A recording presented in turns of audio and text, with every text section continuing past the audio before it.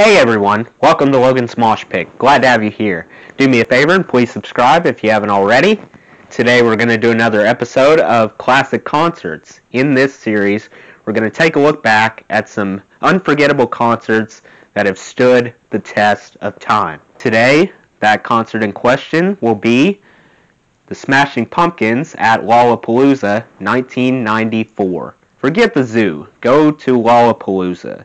That place is jam-packed. More crowded than Taco Bell on National Taco Day. Basically, we're the ants and Lolla is our picnic. This applies to the lineup too. Obviously, your results may vary with the lineup. Solid or trash. The lineup frequently appears so congested that it's quite difficult to separate good from bad. Especially during recent years. Just a melting pot. Everything plus the kitchen sink. I can skim through the entire lineup and only a few names will look familiar. I don't know most of them. A lot of names end up being completely foreign. Similar to the sensation of reading a menu at a restaurant you've never been to before. I'm not the only one. I've spoken to friends and they reported the same thing. I guess Lolla's requirements are really relaxed. If performers have a pulse and instruments, let them in! Who cares about the rest? I haven't actually attended Lolla before because I live about 5 hours away, but viewing clips posted by people who went leads me to believe it's the biggest party of the summer. One could almost feel the electricity, even while at home. I think the atmosphere is a huge selling point, bringing a bunch of like-minded young folks together. Anyway, I wanted to choose a breathtaking performance by a group that didn't headline 1.5 million times, such as the Chili Peppers, Soundgarden, Rage Against the Machine, or Jane's Addiction. Those groups are all well and good, but I figured a group that only received one shot to show us what they got and nailed it was truly worthy. To me, that leaves a bigger impact versus recurring musicians regurgitating the same old stuff. Smashing Pumpkins stood out to me early, and upon watching a replay on YouTube, I knew that they were the one. Like always, we'll begin with general info, then go down my list of likes and dislikes. I'll put a link to the full concert in the description. I hope you'll check it out. Plus, make sure to comment down below what your favorite song from this concert was, or share your experience if you're old enough to remember watching this concert when it happened. Smashing Pumpkins headlined Lollapalooza in 1994, the 4th edition, alongside the Beastie Boys, who drank sparkling grape juice, not Capri Sun, George Clinton and the P-Funk All-Stars. Yes, really, I'm not making this up. The Breeders. Well, we know what they do off stage. A Tribe Called Quest. I don't remember that Indian tribe. Nick Cave and the Bad Seeds. They probably got their name for not saying bless you after someone sneezed. L7, which might be my next username. Boredom's most relatable band during lockdown. And Green Day. Nirvana originally earned a spot, but sadly that plan was scrapped following Kurt's death. This event occurred prior to the established fixed location. Smashing Pumpkin and friends skated all across the U.S. from July 7th to September 5th, 1994. Things were different back then. The organizers treated it as a tour. I picked Smashing Pumpkins' final show, which took place in Carson, California. I assumed they wanted to go out with a bang. The stakes were probably highest here, except perhaps the first show. They distributed 9 tracks. The concert lasted a smidge under an hour. A heroic version of Hummer marked the strongest point of the show, in my opinion, and Geek USA the weakest.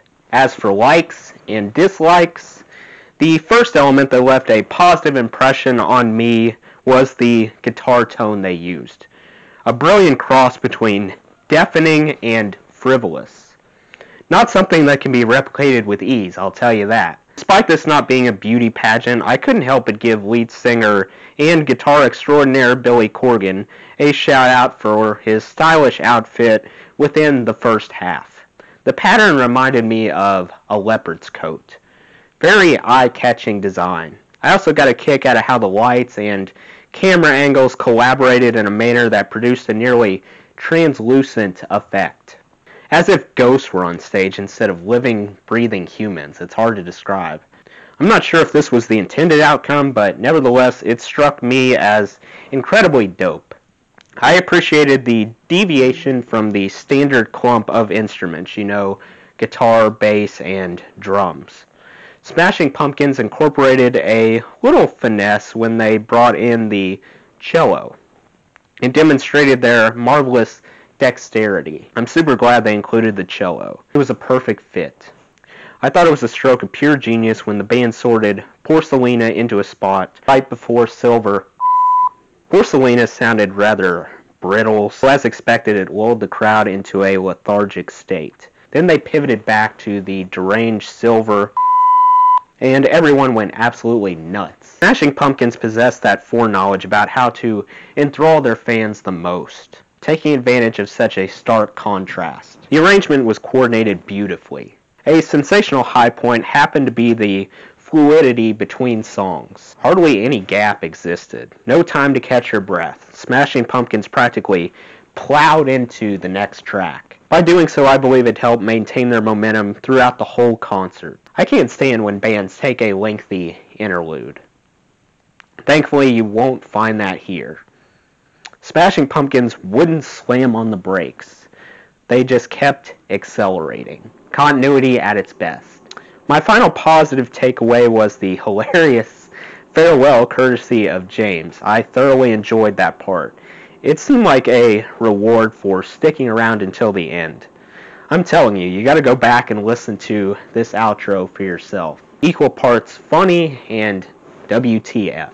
My only dislike that rubbed me the wrong way was the timing. Of course, this wasn't Smashing Pumpkins' fault. They had no control over this. There was nothing they could do about it. As stellar as the spread of the songs on the set list were, I wish they agreed to do Lollapalooza a little later in their career. 1 year later, in 1995, they released Melancholy and the Infinite Sadness, an album I cherish very much. Arguably one of the most prolific offerings to come out of the 90s. If Smashing Pumpkins had been able to inject a few melancholy tunes, it would have been game over. Apart from that minor quibble, Smashing Pumpkins rocked my world. Off the top of my head, I can't really think of a better way to spend an hour. It proves what Lollapalooza was meant to be. That does it for today's video, guys. I hope you enjoyed. Make sure to like, comment, and subscribe if you haven't already. I really appreciate the support. I'll see you next time. Until then, rock on.